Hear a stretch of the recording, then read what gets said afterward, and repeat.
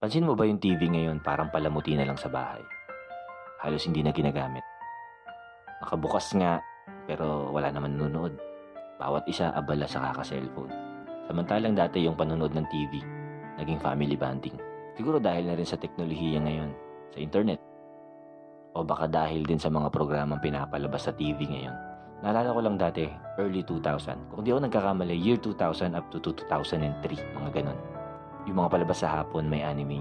Kaya yung mga batang estudyante, laging excited umuwi para lang mapanood yung anime na paborito nila. Magkakasama kami na nanonood sa isang bahay ng kapitbahay namin. Pati commercial na i-enjoy.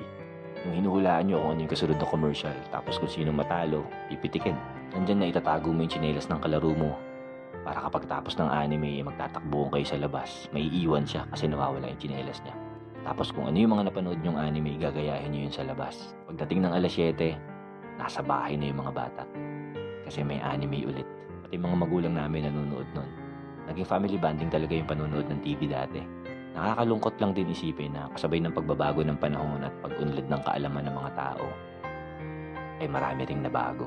Yung telebisyon na nagbubuklod-buklod sa pamilya dati noon, hindi na nagagawa ngayon. Kaya hindi mo masisisi kung bakit marami nagsasabi na mas masaya ang buhay dati kaysa ngayon. Pero ganun talaga eh. Kailangan natin sumabay sa agos.